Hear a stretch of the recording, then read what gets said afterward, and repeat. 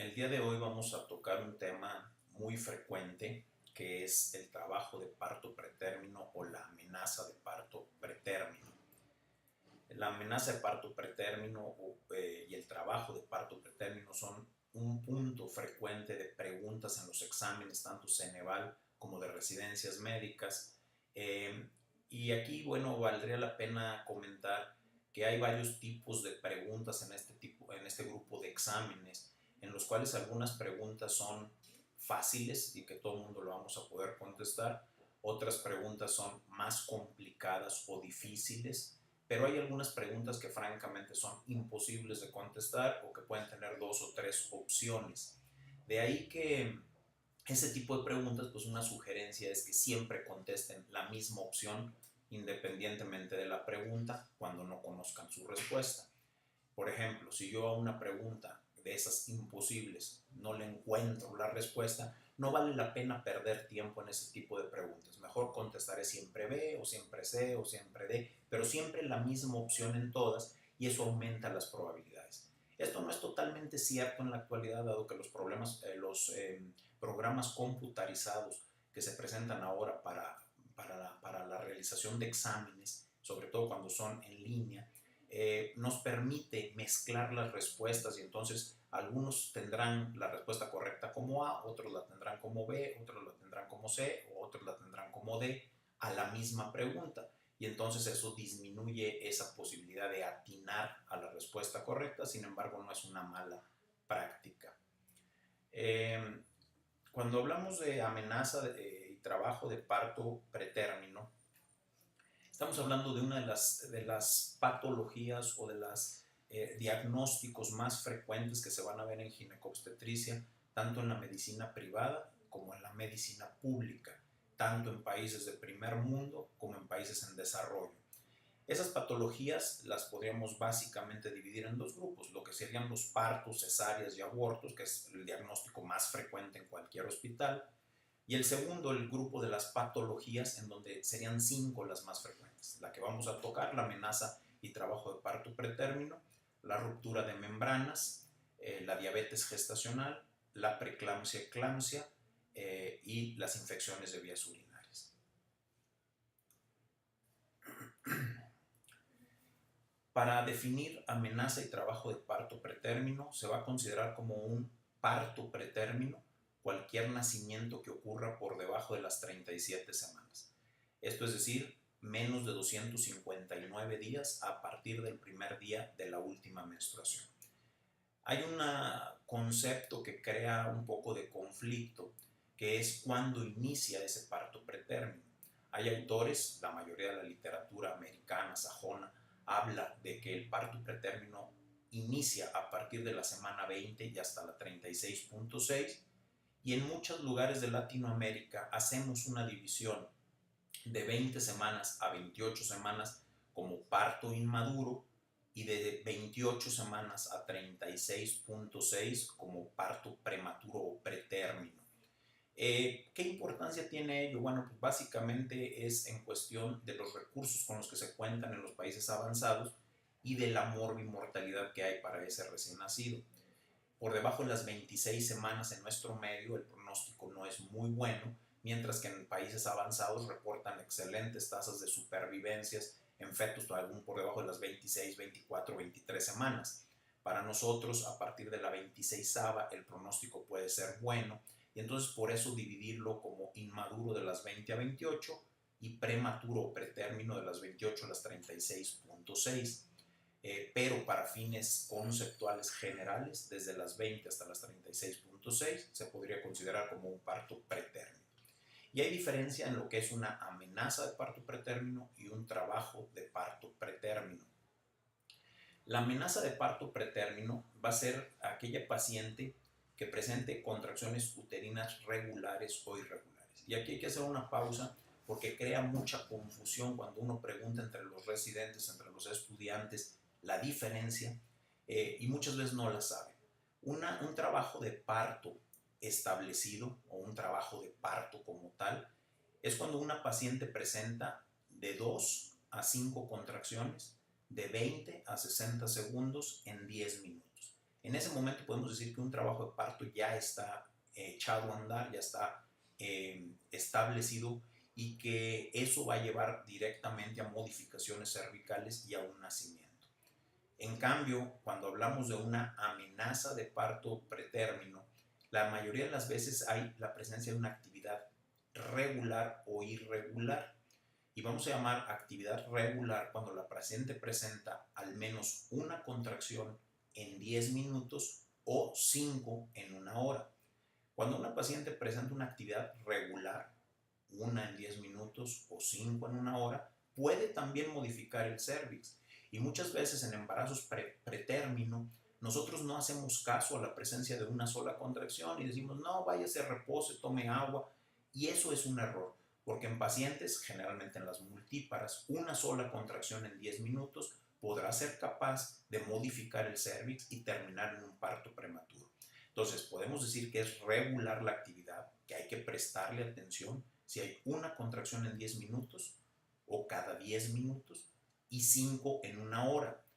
Y que hablaríamos ya de que se estableció un trabajo de parto que sin duda sí llevará al parto pretérmino cuando existen de 2 a 5 contracciones en 10 minutos de 20 a 60 segundos.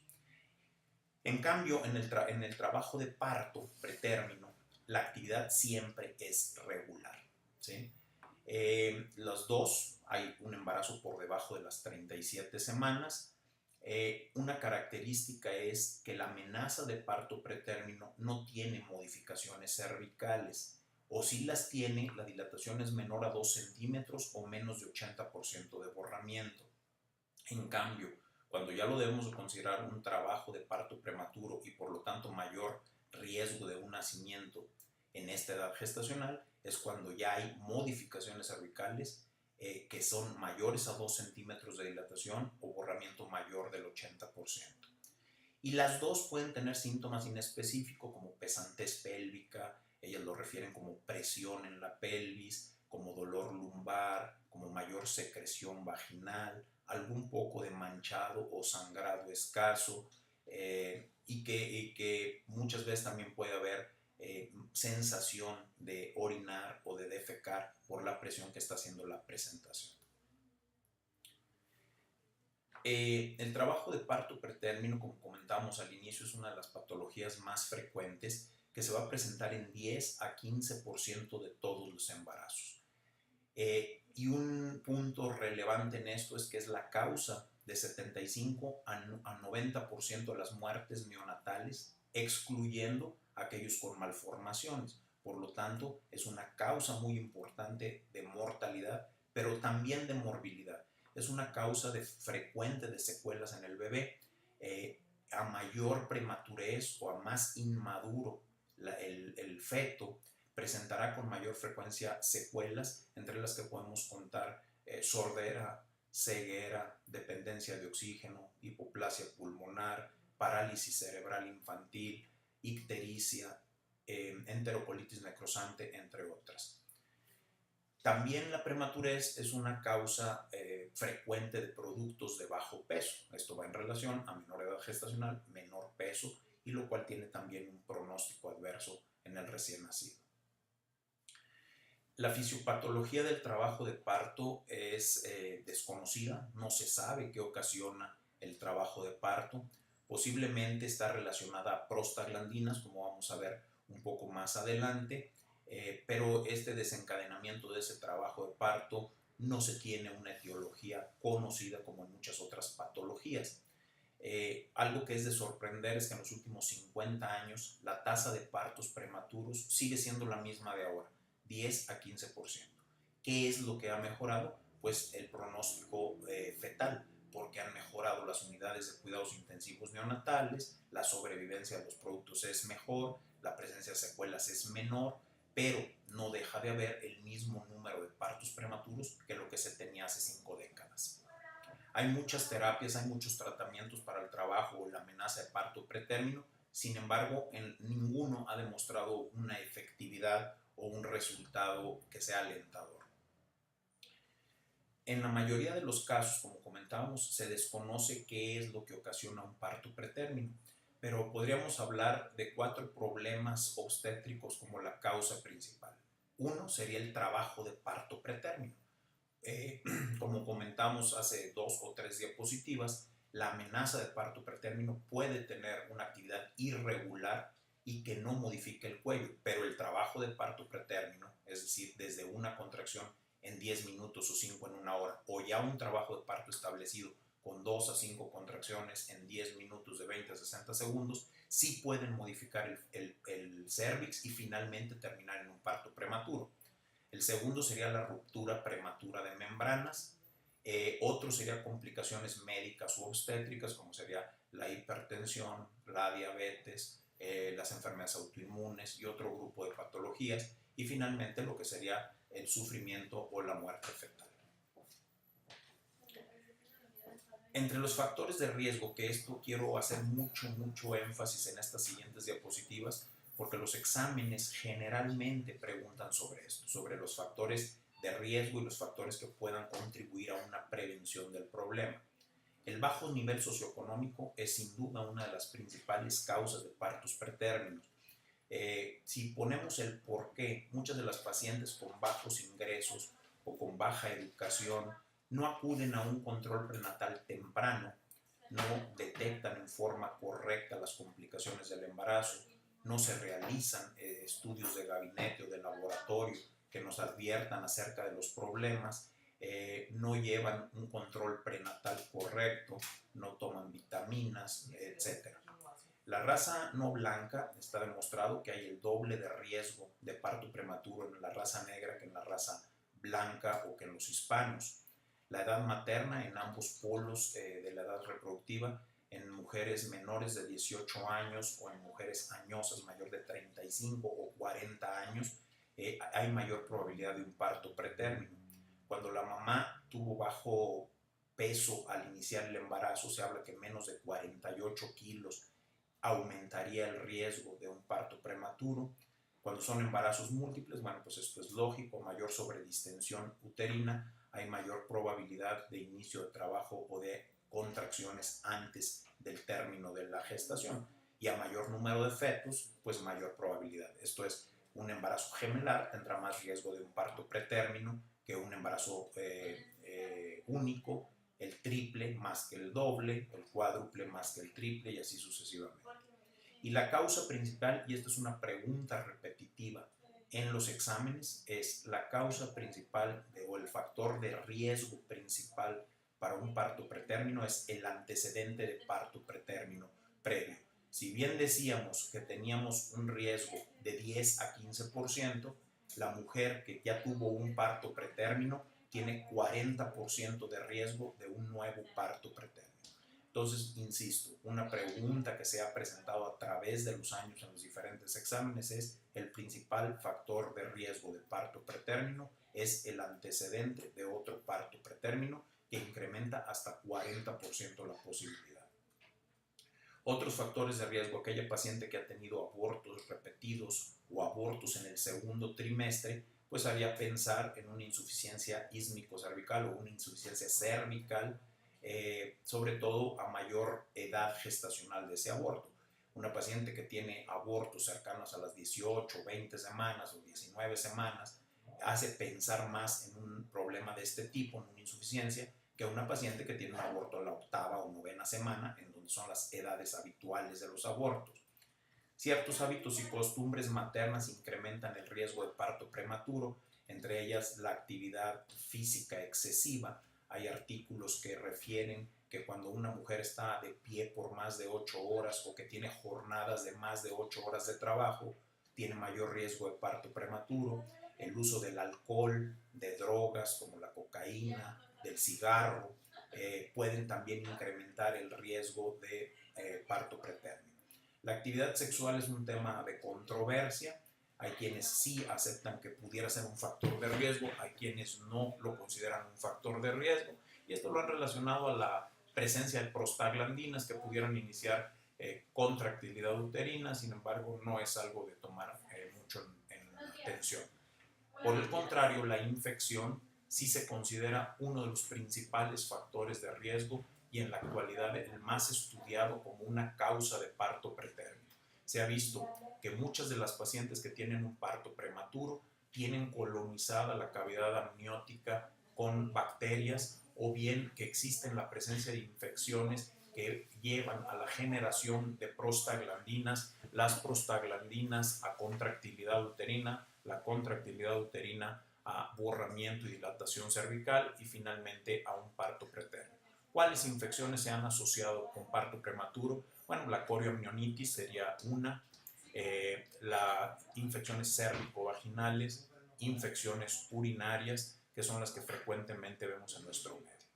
La paciente que tiene anomalías uterinas, como pudieran ser úteros con grandes miomas, úteros bicornes, úteros bidelfos, úteros tabicados o la misma insuficiencia cervical, tienen un mayor riesgo de tener un parto prematuro.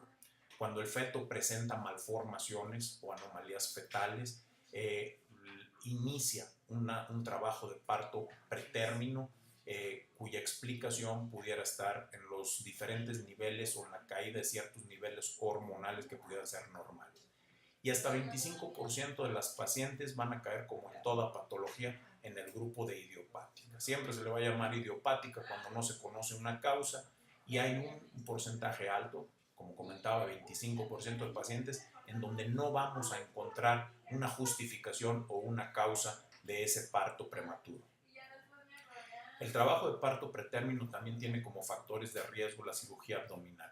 Cuando por alguna razón la paciente va a una colecistectomía, a una apendicectomía o a otro tipo de cirugías abdominales, ese proceso de manipulación quirúrgica o el incremento del proceso inflamatorio y la producción de prostaglandinas puede llevar también a contractilidad y al parto prematuro. Las alteraciones del líquido amniótico, tanto el oligoamnios como el polidramnios, en especial el polidramnios, puede causar una sobredistensión uterina y por lo tanto el inicio de contracciones y de parto prematuro. Patologías maternas como la diabetes o la hipertensión pueden también causar nacimientos prematuros. No directamente como tal la diabetes o no directamente como tal la hipertensión, sino que muchas veces este tipo de patologías complican el embarazo y esas complicaciones son las que llevan a la resolución prematura. Entre ellos, por ejemplo, en la diabetes es frecuente que la paciente curse con infecciones urinarias o con cérvico-vaginitis, que esto libere prostaglandinas y inicie la contractilidad. Es frecuente que la paciente con diabetes tenga un producto macrosómico, sobredistienda el útero e inicie la contractilidad. Es frecuente que la paciente con diabetes tenga polidramnios y esa sobredistensión uterina lleve a contractilidad, o bien ese polidramnios lleve a ruptura de membranas y la ruptura de membranas a parto prematuro.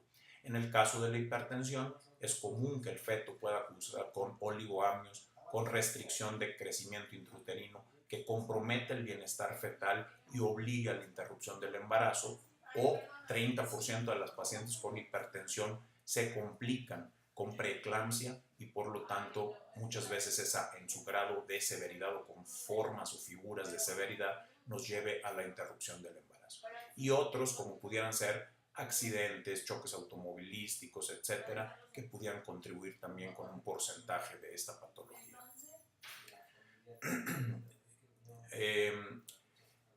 Entre las técnicas para prevenir el parto pretérmino han habido muchas. Se han hecho programas de educación, se han hecho exámenes cervicales en donde en cada consulta se revisa por vía de un tacto vaginal el cérvix de la paciente, se han hecho monitoreo ambulatorio de las contracciones uterinas, se han utilizado tocolíticos profilácticos durante el embarazo, sobre todo en aquellas pacientes que han tenido un parto prematuro, se ha utilizado el reposo, se llegó a utilizar hace algunos años el cerclaje liberal en aquellas pacientes que tenían un parto prematuro, se les pone un cerclaje con la idea de que ello evitaría la dilatación. De todas estas técnicas que se han utilizado, ninguna ha demostrado con evidencia que sea útil y que su eficacia sea adecuada.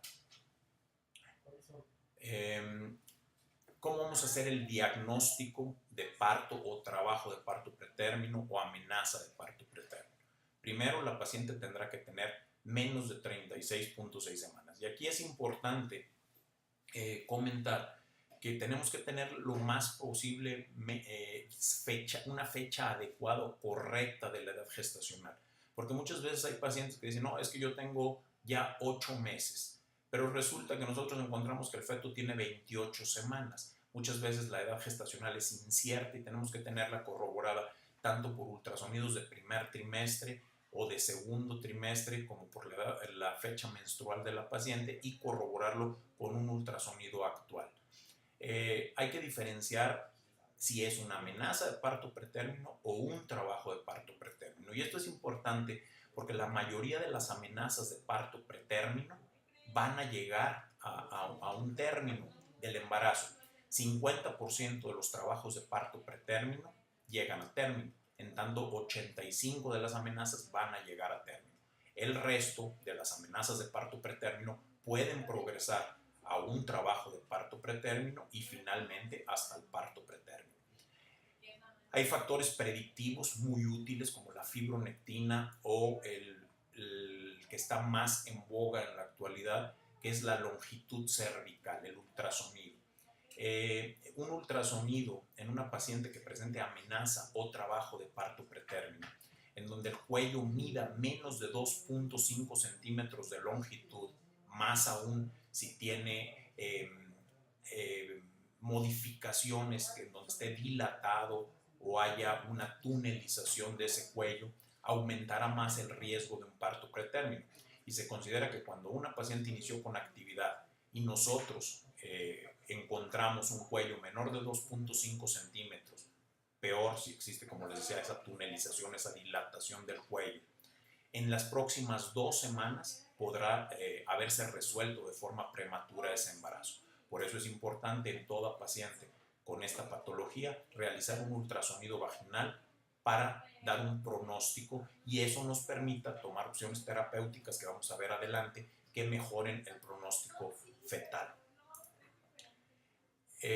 La fibronectina, bueno, eso es una prueba que no la tenemos disponible en todos los hospitales, pero que también se ha visto que si una fibronectina es positiva, la podamos repetir en 1 o 2 semanas y si 2 fibronectinas son positivas, nos aumenta de forma muy significativa, por decir algo, aseguraría la presencia de un parto prematuro en las siguientes semanas. El trabajo de parto pretérmino, entonces, es un embarazo de menos de 37 semanas que presenta una actividad regular, es decir, una contracción en 10 o 5 en 1 hora, o más aún, si existe como tal un trabajo ya establecido con 2 a 5 contracciones en 10 minutos, que ha llevado a modificaciones cervicales, más de 80% de borramiento o más de 2 centímetros de dilatación, que puede o no tener dolor pélvico, pesantez pélvica, dolor lumbar, secreción vaginal aumentada, sangrado manchado o cambios en la frecuencia de urinaria o de la defecación.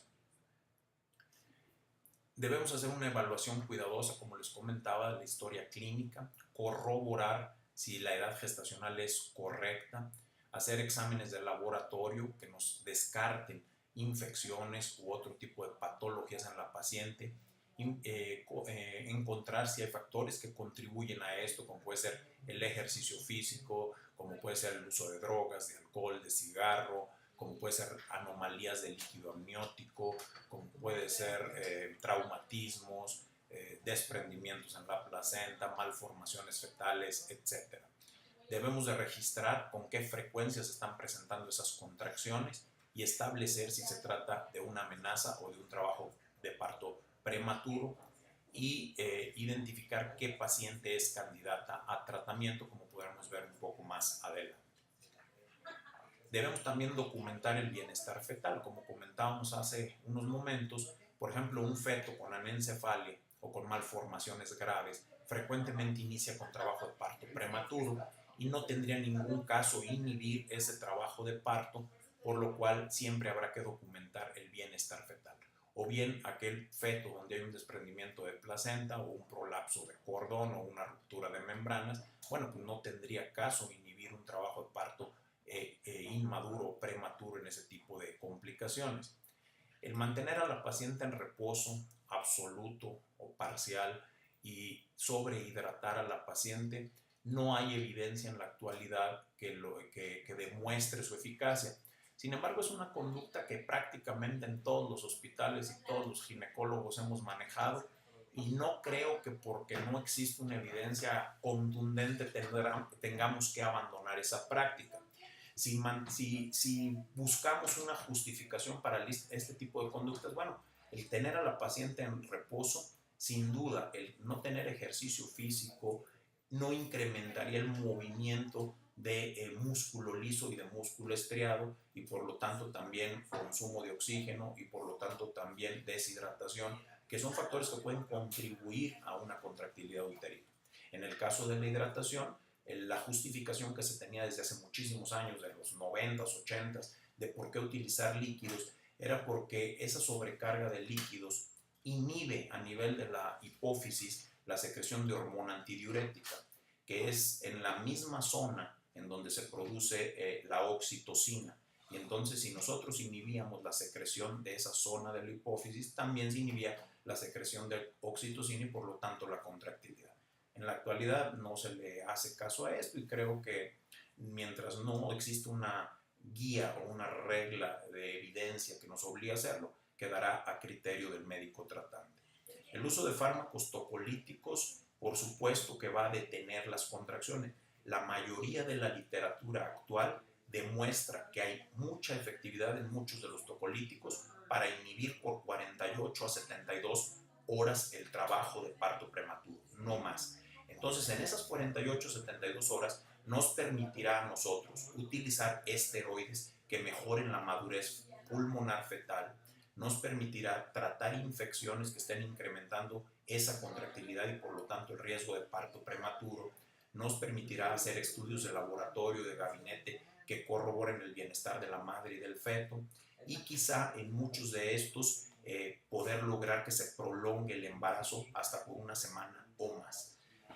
La mayoría de la literatura actual no apoya el uso de tocolíticos por más de 72 horas o, en el peor de los casos, hasta 5 a 7 días. ¿Cuáles son los requisitos para usar tocolíticos? Primero, que sea un trabajo de parto establecido, no una amenaza de parto pretérmino. Un trabajo con más de 2 a 5 contracciones en 10 minutos es justificación para iniciar tocolíticos. Que sea una edad en la que se beneficie al feto. Si, por ejemplo, la paciente presenta contracciones después de las 20 semanas, en esas características que hemos comentado, en 10 minutos, 2 a 5 contracciones, es justificable detener esa actividad uterina siempre y cuando no se demuestre que haya otro problema que la contraindique. Menos de 36 semanas, no tiene ningún objeto utilizar tocolíticos por arriba de las 36 semanas, puesto que en teoría es un feto maduro. La aparición del fosfatidilglicerol, que es el marcador específico, el más sensible de madurez pulmonar, aparece entre las semanas 34 y 35, y entonces hay autores que no consideran que sea de utilidad utilizar tocolíticos y detener ese trabajo de parto después de las 34 o 35 semanas. En nuestras guías de práctica se recomienda que se puedan utilizar hasta la 36.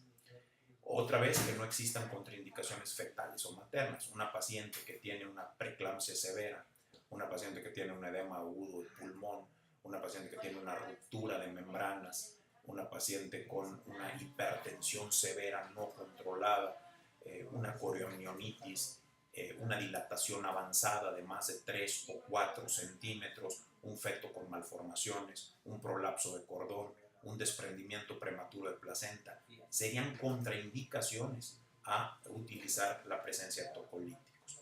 Después hay que seleccionar el fármaco adecuado. En muchas de las entidades hospitalarias en las que nosotros trabajamos, se siguen utilizando todavía mucho los betamiméticos. Desde hace ya varios años, en los Estados Unidos, en Inglaterra, en muchos países, se ha contraindicado el uso de betamiméticos. Con esto no quiero decir que estén proscritos, ni quiero decir que no sean de utilidad. Si el médico a cargo se siente cómodo con el uso de terbutalina, de ritodrina, de etiladrianol, de cualquiera de los betamiméticos que ustedes utilicen, No quiere decir que no se puedan utilizar, pero hay que utilizarlos con cuidado, puesto que se ha visto que hay otras complicaciones, entre ellas la insuficiencia cardíaca, el edema agudo del pulmón, pero si se hace con una metodología adecuada y cuidadosa, pueden ser utilizados sin problemas. Lo más utilizado en la actualidad están siendo el atosiban, está siendo nifedipina e incluso sulfato de magnesio, aunque no muchos autores lo consideran como un buen útero inhibidor, salvo aquellas que pensemos inhibir por 24 o 48 horas, que pudiera ser de utilidad. No me voy a meter a tocar los útero inhibidores o no específicamente, porque esto queda a criterio de cada médico tratante. El objetivo de toda inhibición de un trabajo de parto pretérmino debe de ser detener esa actividad uterina por 24, 48 a 72 horas, y que eso nos permita preparar al neonatólogo, preparar la unidad de cuidados intensivos neonatales, utilizar esteroides, que no solo está demostrado que el esteroide disminuye los problemas pulmonares fetales, sino también reduce la probabilidad de enterocolitis necrosante y de hemorragias cerebrales fetales que cuando no se utilizan. También esta preparación nos permite planear la mejor vía de resolución, que dependiendo de la edad gestacional, por ejemplo, embarazos mayores de 34 semanas se considera que la vía vaginal es segura, mientras que hay quien considera que todo embarazo por debajo de 30 semanas la cesárea pudiera obtener beneficios. De los uteroinhibidores, pues no, nada más tocar, como les comentaba brevemente, los beta-miméticos. Una pregunta frecuente que hacen en los exámenes es de cómo actúan, y es inhibir o activar, perdón, la adenilciclasa y convertir el ATP en AMP cíclico, y esto evita la entrada de calcio a la célula. Al no entrar calcio a la célula no hay contractilidad uterina. El sulfato de magnesio también es una sustancia que evita el paso de calcio en los canales de calcio, y por lo tanto la activación de la actina y la miosina y la contractilidad uterina.